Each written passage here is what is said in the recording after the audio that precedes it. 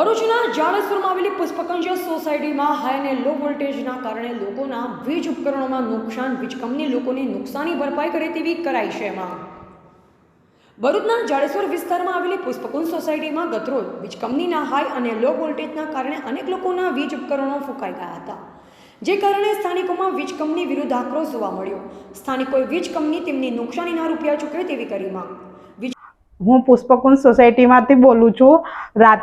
ગત રાત્રિ દરમિયાન હાઈ વોલ્ટેજના કારણે પુષ્પકુંજ સોસાયટીમાં 10 જેટલા ઘરોમાં વીજ હાઈ વોલ્ટેજના લીધે કેટલાક ઘરોમાં પંખા, લાઇટ, ફ્રીજ ને એસી ઘણું બધું ઇલેક્ટ્રિક ઉપકરણોને ઘણું નુકસાન થયું છે। કંપની લોકોને થયેલા નુકસાનની ભરપાઈ કરી આપે। ભરૂચ શહેરમાં વીજ કંપનીના ધાંધિયાઓના કારણે શહેરની જનતા ત્રણેયમાં પોકારી ઉઠી છે। ઉનાળાની ઋતુ દરમિયાન અનેકો વખત વીજ કાપની સમસ્યા શહેરીજનો વેઠી ચૂક્યા છે, તો હવે ચોમાસાની ઋતુ માંડ જામી રહી છે, ત્યારે વીજ કંપની દ્વારા પૂરો પાડવામાં આવતો વીજ પુરવઠામાં લો અને હાઈ વોલ્ટેજના કારણે અનેક પરિવારોના વીજ ઉપકરણો ફૂંકાતા હોવાનું બૂમ ઉઠી છે। હું પુષ્પકુંજ સોસાયટીમાંથી હેમંતભાઈ બોલું છું।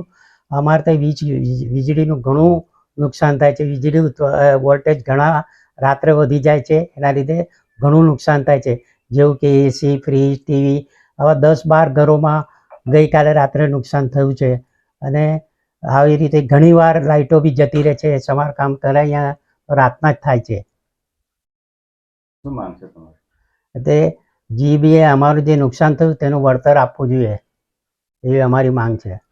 ગતરોજ રાત્રિના પણ ભરૂચ શહેરના જાડેશ્વર રોડ પર આવેલ પુષ્પકુંજ સોસાયટીના રહીશોને પણ આવી સમસ્યા વેઠવાનો વારો આવ્યો હતો, જેમાં સોસાયટીના રહીશોના અનેક મકાનોમાં વીજ પુરવઠો લો અને હાઈ વોલ્ટ થવાથી ફ્રીજ, એસી, સીસીટીવી સહિતના વીજ ઉપકરણો બગડી ગયા અથવા ફૂંકાઈ જતા લોકોને ભારે નુકસાની વેઠવાનો વારો આવ્યો છે, જેથી સ્થાનિકોએ વીજ કંપની સામે આક્રોશ વ્યક્ત કરી તેમને થયેલ નુકસાનીનું વળતર વીજ કંપની ચૂકવી આપે તેવી માંગ કરી છે।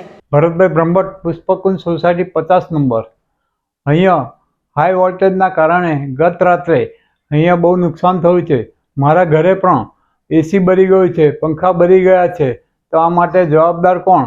ગત રાત્રે અહીંયા અમારી આજુબાજુ 10-12 મકાનમાં આ પ્રમાણે નુકસાન થયું છે, તો આનું જવાબદાર કોણ?